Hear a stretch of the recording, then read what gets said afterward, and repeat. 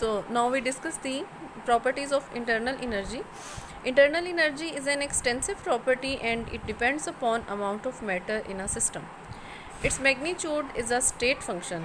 अब ये खुद एक्सटेंसिव प्रॉपर्टी है, जितना मैटर ज़्यादा होगा उतनी इंटरनल एनर्जी ज़्यादा होगी, जितना मैटर कम होगा उतनी उसकी इंटरनल एनर्जी कम होगी। और उसकी जो इसका मैग्नीट्यूड है, उसकी जो अमाउंट है, ये स्टेट फंक्शन है। स्टेट फंक्शन है, it is the independent of the previous history of the system. ये जो है पाथ फॉलोड पे डिपेंड नहीं करता, ये इनिशियल एंड फाइनल चेंज जो है उस पर डिपेंड करता है। अब बाकी सारे स्टेट फंक्शंस की तरह ये भी स्टेट फंक्शन है। तो स्टेट फंक्शन है, ये बहुत से पैरामीटर्स पे डिपेंड करता है। जैसे फॉर एग्जांपल हमारे पास जो बेसिक पैरामीटर है किसी सिस्टम को डिफ़ाइन करने के लिए, प्रेशर है, वॉल्यूम है, टेम्परेचर है। अब ये सारे जो स्टेट फंक्शंस हैं एक दूसरे से इंटरलिंक्ड हैं। जैसे वॉल्यूम है, प्रेशर है, टेम्परेचर है, इंटरनल एनर्जी है, और इनको हम 2-2 के पेयर्स में या 2-2 के फंक्शंस में हम इन्हें जो है वो डिस्क्राइब करेंगे कि किस तरह से ये एक दूसरे के साथ जो है वो रिलेटेड है।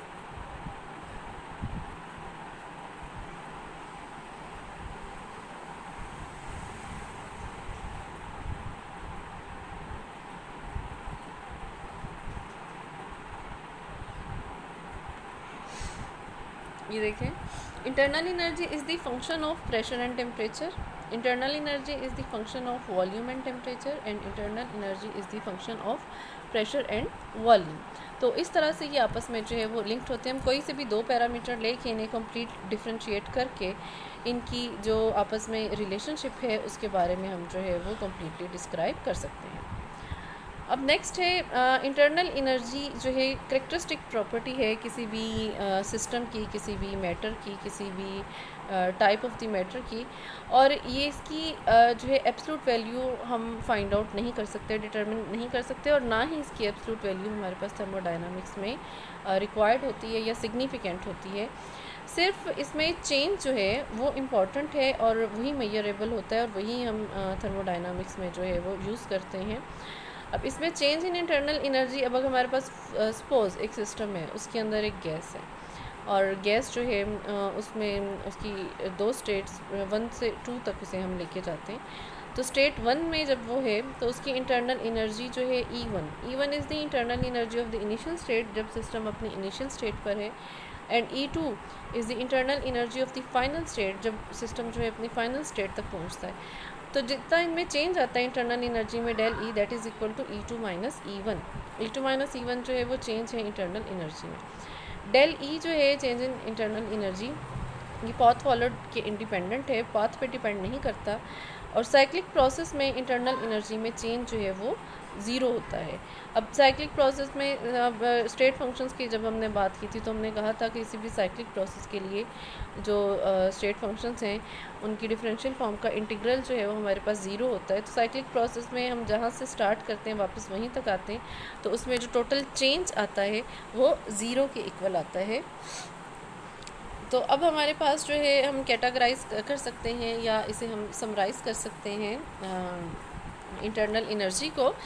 Internal energy E is the state function, E can be differentiated and D E is said to be an exact differential. अब E हमारे पास स्टेट फंक्शन है, इंटरनल एनर्जी को हम डिफरेंशियल फॉर्म में ले सकते हैं, डिफरेंशिएट कर सकते हैं, और ये हमारे पास एग्जैक्ट डिफरेंशियल जो है वो देता है। और किसी भी साइक्लिक प्रोसेस के लिए इंटरनल एनर्जी में चेंज जो है वो ज़ीरो है। So this is all about the internal energy. So we can summarize it as, अब किसी भी सिस्टम में एनर्जी को हम डिफ़ाइन करते हैं, it is the capacity to do work. अब इसमें ये वर्क करने की कैपेसिटी जो है ये बहुत सारी चीज़ों की वजह से है। अब इसमें काइनेटिक एनर्जी है due to motion of the body, potential energy है by its position, thermal energy है due to temperature, chemical energy है ड्यू टू कंस्टिट्यूशन, और न्यूक्लियर एनर्जी है due to attraction between nucleons, and mechanical energy है to do some work. अब system में translational, vibrational और rotational जो kinetic energy है, और इसके साथ साथ इलेक्ट्रॉन और न्यूक्लियाई की energy, that is known as internal energy और इंट्रिंसिक एनर्जी, जिसको हम डिटेल में डिस्कस करेंगे। इसके अलावा इसमें एक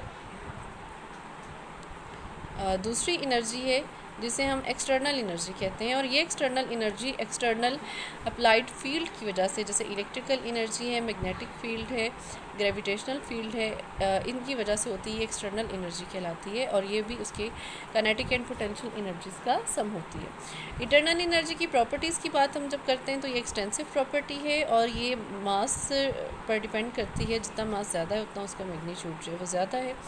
स्टेट फंक्शन है तो ये जो है इंडिपेंडेंट है पाथ फॉलोड के इनिशियल एंड फाइनल स्टेट पे डिपेंड करेगी। ये डिपेंड करती है parameters like pressure, temperature and volume के, जिसे हम जो है इस तरह से शो कर सकते हैं। अब ये स्टेट फंक्शन है और कैरेक्टरिस्टिक प्रॉपर्टी है तो इसकी एब्सोल्यूट वैल्यू इंपॉर्टेंट नहीं है, बल्कि इसमें चेंज जो है वो हम फाइंड आउट करते हैं। तो जो भी कोई सिस्टम अपनी इनिशियल से फाइनल स्टेट की तरफ जाता है, E1 उसकी इंटरनल एनर्जी है इनिशियल स्टेट की, E2 उसकी इंटरनल एनर्जी है फाइनल स्टेट की, और टोटल चेंज जो इंटरनल एनर्जी में आता है that is the E2 minus E1। और किसी भी साइक्लिक प्रोसेस के लिए इंटरनल एनर्जी का सम जो है वो ज़ीरो होता है। तो इंटरनल एनर्जी हमारे पास स्टेट फंक्शन है और इसको हम डिफ्रेंशिएट कर सकते हैं, और डी ई जो है हमारे पास जब से हम इंटीग्रेट करेंगे तो ये हमारे पास एग्जैक्ट डिफरेंशियल देगा। और किसी भी साइक्लिक प्रोसेस के लिए चेंज इन इंटरनल एनर्जी जो है वो ज़ीरो है। So this is all about the heat and internal energy.